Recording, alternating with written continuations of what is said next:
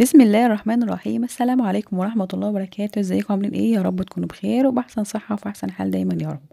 جايه لكم النهارده في فيديو جديد ووصفة جديدة، وهنعمل مع بعض النهارده الأكلة اللي مش كل الولاد بيحبوها، مع إنها غنية جدا ومفيدة جدا ومليانة بالحديد والفيتامينات للناس اللي هي عندها نقص في الحديد، والناس اللي هي عندها أنيميا وفقر الدم والحاجات اللي زي دي. ربنا يا رب يشفي مرضانا ومرضى المسلمين يا رب العالمين.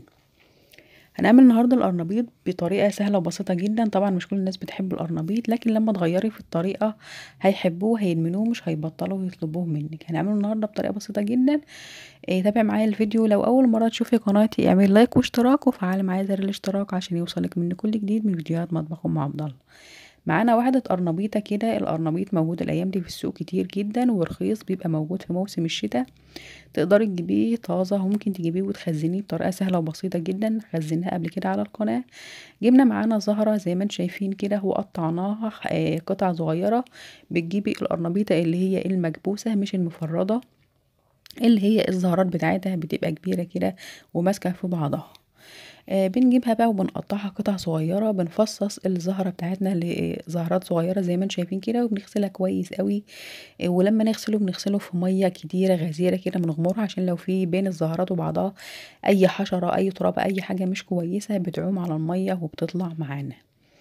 زي ما انتم شايفين كده غسلنا القرنبيط بتاعنا. انا ما جبتوش وانا بغسله، ما صورتوش وانا بغسله، بس طريقه سهل غسله يعني بتبقى سهله ومش صعبه وكده. بنغسله وبعد كده بنجيب الحله بتاعتنا. انا كنت مستعجله وحطيت في حله الضغط. بتسهل كل حاجه يا جماعه، ما خدش مني 3 دقايق.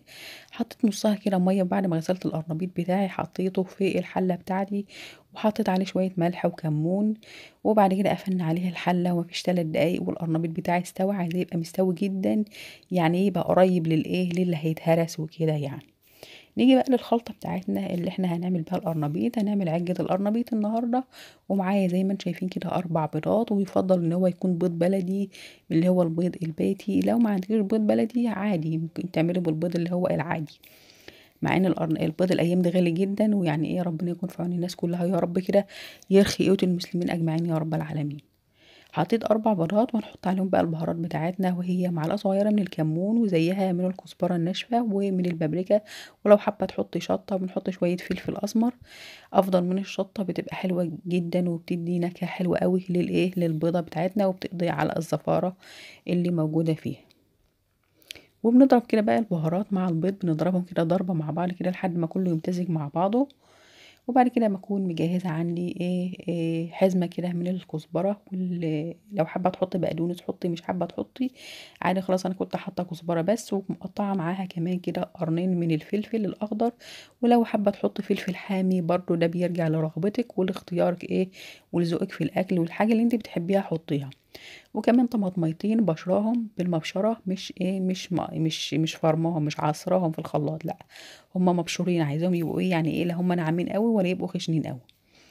وبعد كده حطيت نص كوبايه من الحليب. لو ما عندكيش حليب عادي خالص ممكن تستغني عن الخطوه دي، واحنا بنحطه بس لتعزيز الطعم كده ولاضافه كمان قيمه غذائيه علشان تبقى حاجه كده مغذيه وكويسه للاولاد بتاعتنا. وكمان بضيف نص معلقة صغيرة خالص كده من البيكنج باودر، وده بيخلي العجة بتاعتنا تبقى متفتحة كده وهشة، ما تبقاش مكتومة كده، وما تبقاش مكبوسة ببعضها ومش كويسة معانا. وبعد كده بكون معايا بقى الدقيق بتاعي، بكون نخلاه كويس قوي. بنضيف بقى الدقيق بتاعنا على الخلطة بتاعتنا على حسب ما الخلطة بتاعتنا بتاخد. انا ضفت هنا حوالي كده من 5 ل7 معالق دقيق. حطيت حوالي 7 دقيق بالظبط، 7 معالق دقيق بالظبط، لحد ما الخليط بتاعي اصبح معايا كده زي زي خليط الكيكة يا جماعة، مش سايل ومش ماسك قوي. تضربي كل المكونات كده مع بعضها، بتخلطيهم مع بعض خلط كويس قوي لحد ما الدقيق يبقى يروح خالص ويختفي من الخليط بتاعنا او من مع البيض والحاجات بتاعتنا. وطبعا ضفت شويه ملح، انا ما كنت ذكرت الملح. بنضيف الملح بتاعنا، ما بنضيفش ملح كتير لان احنا ضايفين ملح في القرنبيط بتاعنا وهو بيتسلق. بعد ما القرنبيط بتاعي اتسلق اهو، صفيته من الميه بتاعته الميه السخنه، وضفت عليه شويه ميه ساقعين كده علشان الريحه بتاعه القرنبيط بتبقى ريحه بتاعته يعني بيبقى فيه ريحه كده شويه غازات كده القرنبيط والكرنب. فبنشطفه بشويه ميه ساقعين. انا ما جبتش اللقطه دي. بعد كده بقى باجيب صينية، أي صينية موجودة عندِك، حابة تعمليها تخينة اعمليها في صينية تكون صغيرة شوية، حابة تعمليها رقيقة وسّعي الصينية، وبعد كده بنفرد القرنبيط بتاعنا، بنكون حاطين في قرية الصينية حتة زبدة أو حتة سمنة دهنين في قرية الصينية عشان ما تلزقش مننا في قرية الصينية، ولمّا تيجي تطلعيها تبقى تطلع معاكِ قطع كده أو خُرَط شكلها كويس. وبعد كده بنضيف بقى الخلطة بتاعتنا كده على وش القرنبيط بتاعنا بالتساوي، بتضيفيها على كل حتة كده، وممكن تقلبي القرنبيط في قلب الخلطة دي كلها كده ببعضها، وبعد كده تحطّوهم في يعني تقسمي نُص الخلطة بتاعتنا دي تضيفيها على القرنبيط تقلّبيهم كلّهم كده ببعضهم، وبعد كده بتحطّها في قرية الصينية، وبعد كده بتضيفي بقية الخليط التاني تحطّيه على وش الصينية. في الحالة دي لو أنتِ عايزة تعمليه يبقى كلّه طاير من بعض، لو مش عايزة تعمليه كده واعمليه زي ما أنا عملته كده، حطّي القرنبيط في الأرضية، وبعد كده حطّي الخلطة بتاعته على وشه وسويها زي ما أنتِ شايفة كده. دخّلتها الفرن من فوق ومن تحت، خدت مني حوالي تِلت ساعة، على حسب بقى درجة حرارة الفرن بتاعِك، أنا ولّعت من تحت بس، وبعد كده قبل ما أطلّعها كده ب5 دقايق ولّعت الشواية، خدت معايا الوش واللون الجميل ده. قبل ما أطلّعها يا جماعة ما كنتش صوّرت الحتّة دي، كنت طلّعتها قبل ما أفتح عليها الشواية، كنت طلّعتها وقطّعتها زي ما أنتم شايفين كده، هي طالعة متقطّعة أهي، بس ما كنتش صوّرت الحتّة دي.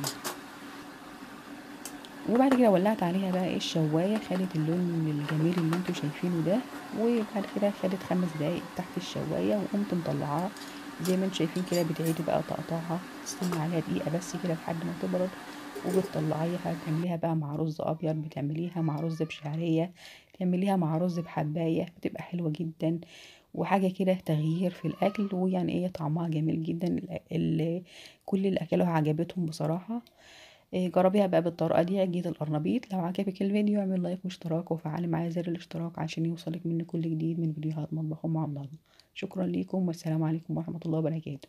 استنوني في فيديوهات جاية كتيرة من مطبخ أم عبد الله.